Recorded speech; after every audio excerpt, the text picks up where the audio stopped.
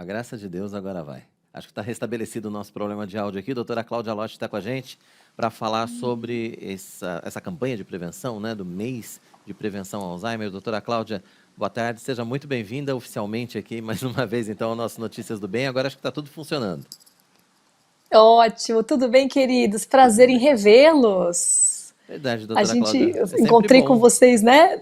É muito gostoso, o prazer é todo meu. Obrigado pelo carinho, pelo convite. É um prazer estar com vocês, batendo um papo gostoso. Imagina, é sempre muito bom receber a senhora aqui no nosso Notícias do Bem para a gente falar desses temas que são tão importantes no nosso dia a dia, né? Bom, a gente está no mês de prevenção à doença de Alzheimer, né? Eu gostaria que a senhora, primeiramente, explicasse para a gente, né? Que não somos médicos, enfim, somos leigos, que a senhora explicasse para a gente o que é a doença de Alzheimer.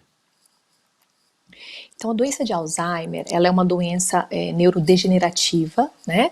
E o que acontece, na verdade, ela acontece o depósito de algumas proteínas, que são maléficas para o neurônio, né? O neurônio é a célula que compõe o cérebro, e esse depósito acaba levando a uma morte precoce da célula, ela fica falha em atuar e ela acaba deixando de funcionar. Então, na doença de Alzheimer, isso acontece ao longo de alguns anos e até que o paciente começa a ter sintomas clínicos que decorrem disso. Como existe essa lesão, essa destruição de neurônios, você tem perda dessas células tão importantes para o funcionamento cognitivo da pessoa. Então, a pessoa acaba perdendo memória, pode perder a capacidade de se comunicar algumas vezes, né? A linguagem fica alterada, pode ter dificuldade para executar tarefas, para planejar coisas que ela vai fazer ao longo do dia, pode ter, enfim, uma série de alterações. E quando a gente examina esse paciente, a gente consegue pegar que, na verdade, quando o paciente já vem para a gente, ele já está com aquilo bem estabelecido e aquilo vem acontecendo há um bom tempo, sabe? E você encontra atrofia, que é perda de tecido cerebral em algumas áreas do lobo temporal, do lobo parietal, do lobo frontal, e essa perda é progressiva. E é uma doença de fato extremamente impactante, impacta não só a vida da pessoa, como os familiares que sofrem muito com ver o ente querido tendo cada vez mais dificuldade na sua autonomia, na habilidade de fazer as coisas em casa que ele fazia antes, né? Vai perdendo essa habilidade. Então o impacto é grande sobre toda a família. Né? E, doutora, uma pergunta, assim, essa é uma questão que tem cura, tem como reverter, tem como estagnar. Como que é feito esse tratamento, esse cuidado com o paciente? Então, isso é uma coisa que todo mundo pergunta e todo mundo tem esse desejo. E o sonho de todo mundo é que tem alguma coisa que a gente possa fazer para reverter este processo, né? A gente não tem atualmente, nada para interromper o processo de neurodegeneração, de destruição dos neurônios que decorre na doença. O que a gente tem? A gente tem medicações que melhoram a comunicação entre um e outro neurônio que está doentinho, assim melhorando um pouco como o paciente consegue se comunicar, como ele consegue conversar, como ele consegue se recordar das coisas. Mas os remédios, é duro que assim, recentemente esse ano foi liberado nos Estados Unidos um remédio que acho que ficou muito famoso, todo mundo ficou sabendo, todo mundo perguntou, que é um anticorpo monoclonal, ficou na moda, todo mundo falou, nossa, acharam a cura para Alzheimer, né? Mas na verdade isso também não é verdade, né? O que acharam foi uma medicação que já tem tempo que tem sido testada, que essa medicação tem a intenção de agir na fisiopatologia da doença. O que seria isso? Imagina que é um anticorpo que tenta lá destruir a proteína que se deposita no neurônio. Então, idealmente, seria um medicamento que reduziria a chance da doença progredir, ou tentaria estacionar a doença. Mas a gente não tem, nos estudos feitos com esse medicamento novo, não tem encontrado tanto benefício quanto a gente gostaria. Mas essa medicação já foi liberada nos Estados Unidos e no futuro vai ser liberada provavelmente no Brasil, mas acho que vai demorar um pouco. Por que existe uma questão muito grande em cima disso? Eu acho que a última vez que se lançou remédio para Alzheimer foi acho que 2003, 2005. Então a gente está aí quase 20 anos sem novo remédio, sem nada novo. Então existia uma certa pressão também da comunidade para que se liberasse algo que pudesse ter algum benefício.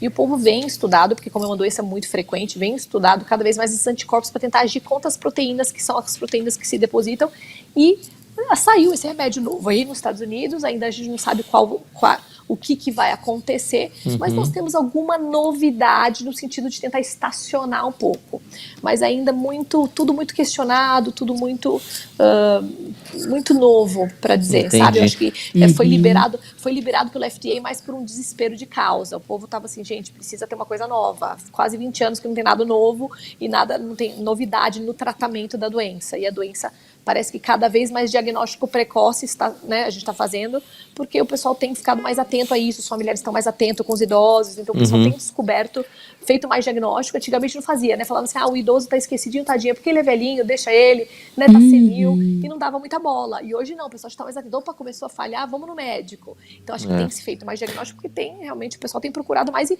a expectativa de vida tem aumentado, em certo sentido. O pessoal tem envelhecido mais, né? Tem controlado pressão alta, tem controlado diabetes, tem ficado mais velhinho. Então você vê gente de 90 e pouco, aí 80 e pouco, andando por aí, tendo a vidinha deles, né? E isso é uma bênção, mas a gente tem feito bastante diagnóstico de doença de Alzheimer e todo mundo na expectativa de alguma coisa que cure. Você fala, olha, não temos nada que ainda não que estacione ainda. Agora, doutora, eu queria falar exatamente sobre essa questão do diagnóstico. Quer dizer, quando é que a gente tem que procurar um médico? Quando é que a gente tem que procurar um neurologista? É quando a gente começa a registrar uns esquecimentos, já vale a pena a gente ir no neuro, dar uma olhada, ver se está tudo bem? Tem idade para o Alzheimer ou não? Essa foi uma boa pergunta. Eu acho que toda vez que a gente está esquecido, sem dúvida, a gente deve marcar um neurologista sim. Mas, graças a Deus, a grande maioria esmagadora dos esquecimentos antes dos 65 anos de idade são esquecimentos benignos, né? O que eu quero dizer com benignos? São potencialmente tratáveis. É alguma coisa que ou é alteração do sono. Então, por exemplo, quem tem apneia do sono, ou quem tem insônia crônica, ou que tem um problema do sono, a gente precisa do sono para poder computar a nossa memória, né? Fazer uma memória de curto prazo se tornar uma memória de longo prazo. Então, alterações do sono são problemas que causam alteração de memória. Melhorou isso, melhora a memória. Então, pode ser ansiedade, pode ser depressão, pode ser algum déficit nutricional, falta de vitamina B12, alteração de tireoide. Tem um monte de alterações de doenças tratáveis que dão falta de memória. Então, na maioria das vezes, se você é jovem, você fala, tô esquecido, vai no médico, porque alguma coisa é possível de ser revertida, né? Abaixo de 65 anos, a chance de ser doença de Alzheimer é bem menor, né? Existe demência pré-senil, que é antes dos 65, existe, mas graças a Deus é bem mais raro, né? Acima dos 65, daí a atenção deve ser um pouco maior. Se a pessoa está esquecida, está começando a fazer algumas coisas estranhas, não está, por exemplo, se a pessoa trabalha e percebe que não está rendendo igual no trabalho, ou está deixando, pulando coisas do trabalho, e você fala, opa, isso tem que ser, sem dúvida, é um sinal de alerta, tem que correr atrás do médico, do neurologista para poder ver esta questão. E doutora, é o esquecimento ou tem outra coisa, por exemplo, que a gente pode identificar como pré-sintoma? Foi uma excelente pergunta também. Na verdade, o mais comum é que a pessoa tenha esquecimento. Para você fazer diagnóstico de doença de Alzheimer, você tem que ter uma história de uma alteração de pelo menos 2 domínios cognitivos, já explica o que é isso, por um período maior de 6 meses, que a pessoa tenha adquirido e que tenha sido de forma progressiva. Então, o que seria um domínio cognitivo? Então, a gente tem várias áreas do cérebro que fazem parte da nossa cognição. Tem a nossa área da atenção, tem a nossa área da memória, tem a nossa área da linguagem, que é a habilidade de se comunicar e de entender as mensagens, tem a área do planejamento, tem a área da noção visoespacial. Então, tem várias áreas, né? Então, reconhecimento, etc. Então, se você tem pelo menos 2 domínios, 2 dessas áreas alteradas num exame neurológico, daí você já pode fazer por um período de mais de 6 meses, sendo que você descartou qualquer outra causa, como eu falei, deficiência de vitamina, alteração de tireoide, alguma outra coisa que justificaria aquilo, daí você pode fazer o diagnóstico da doença de Alzheimer, né? Então, mas o mais predominante no Alzheimer especificamente é que seja memória mais alguma outra alteração, entendeu? Entendi. Entendi. Então, mais predominante, porque a atrofia é bem na região do lobo temporal, uma região que é o nosso maquinário da memória. Então, é ali que começam as regiões de alteração, de atrofia. Então, é ali que o problema inicia na maioria dos pacientes. Entendi, doutora. Muito bom. E, doutora, tem fator genético ou tem prevenção para o Alzheimer?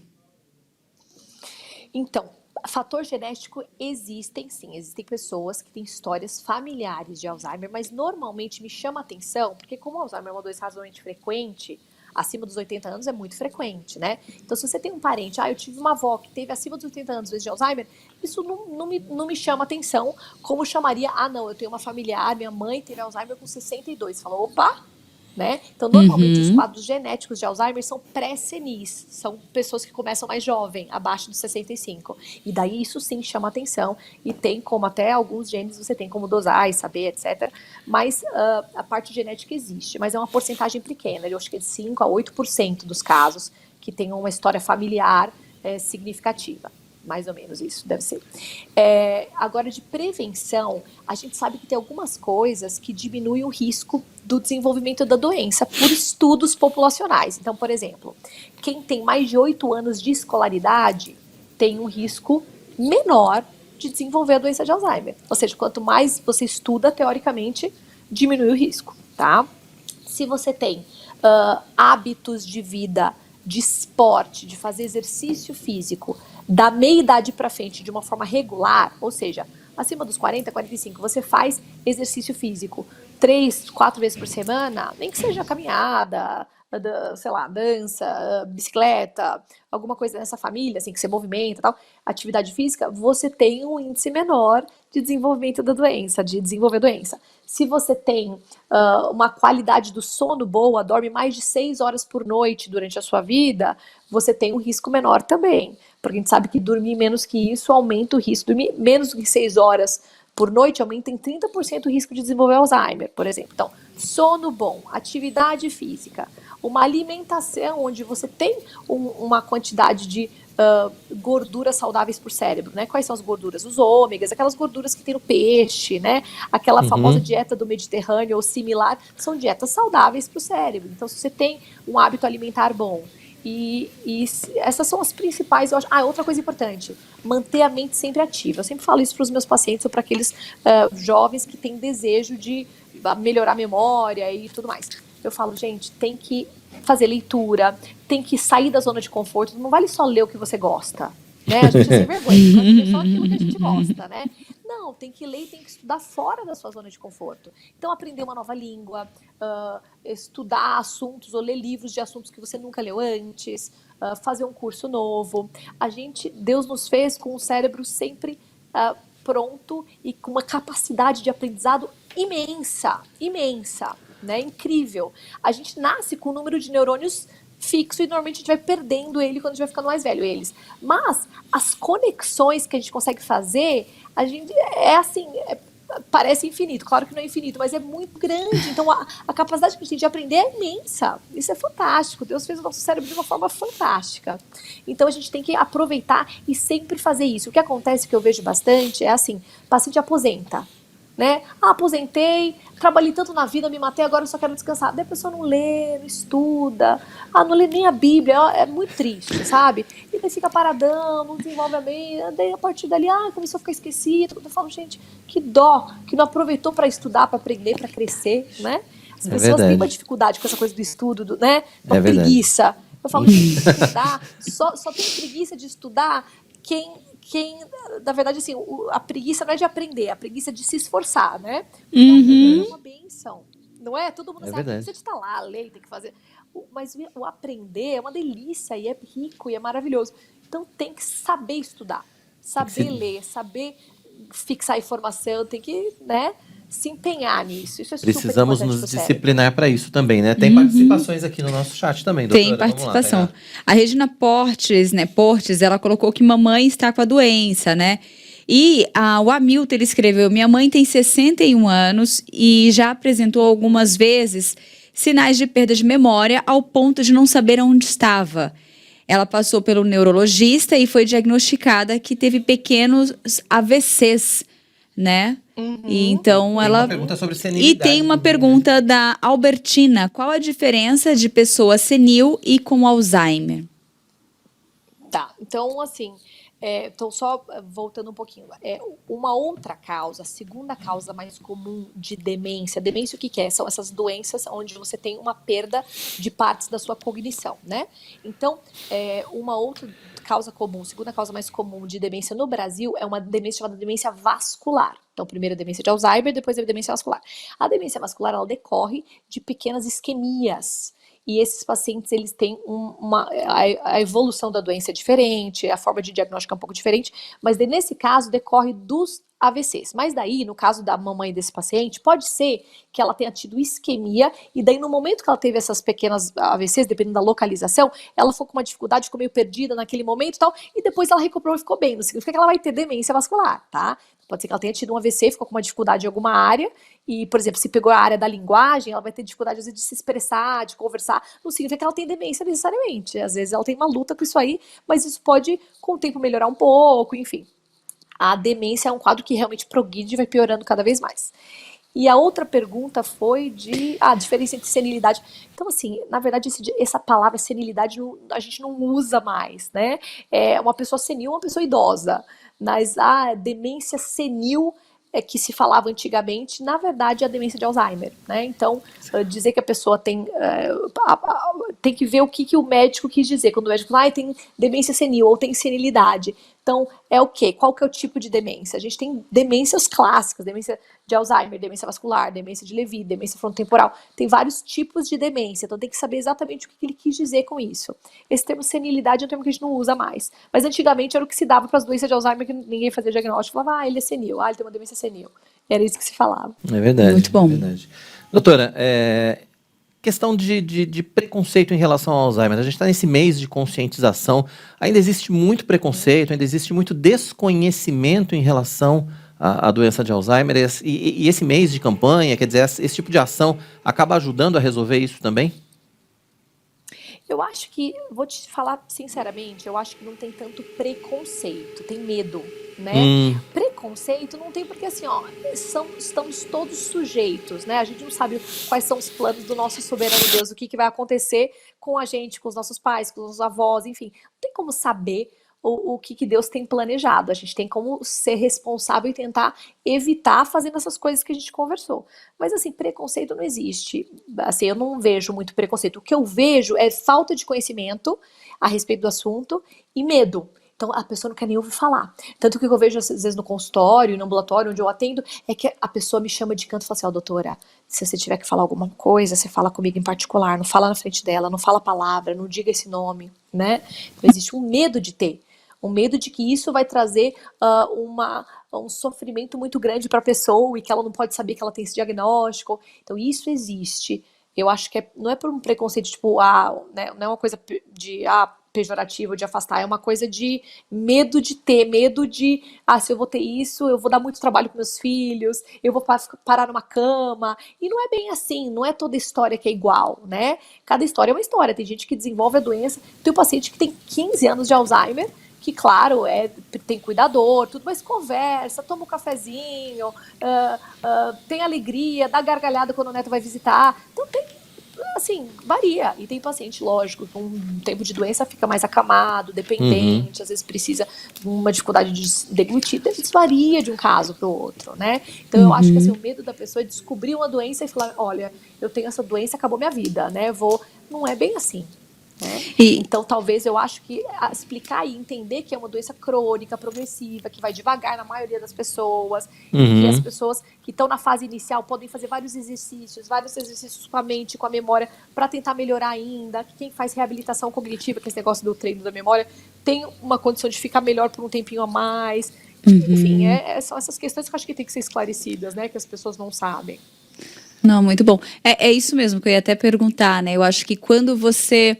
No primeiro momento, eu acho que tem esse susto, esse choque, que acho que é natural de qualquer enfermidade, de qualquer notícia que a gente recebe. Mas acho que esse mudar a atitude, esse cuidado daqui para frente também, eu acho que é o que vai fazer a diferença durante esse período, né? Os exercícios, as atividades, né? Para Alimentação, alimentação. Todo um processo. Isso faz a O diferença, duro é né? isso, o duro é a pessoa tem tanto medo daquilo, que daí você fala, olha, vamos trabalhar a mente, vamos ler e tal. Ah, não quero fazer. Não, isso é coisa. E a pessoa já fica, às vezes o medo é tão grande, assim, e também o orgulho no coração que a pessoa não quer.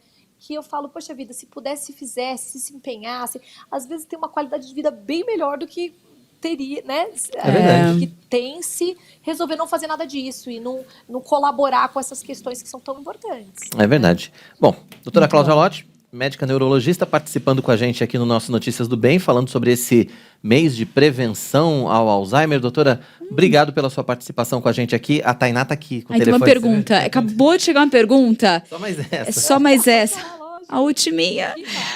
Mas eu não sei. A Elza Martins colocou aqui, depois do fim da quarentena do Covid, tive um AVC hemorrágico, né? Fiquei 7 dias sem saber se estava viva. Depois de 12 dias, voltei ao normal. Pode acontecer novamente?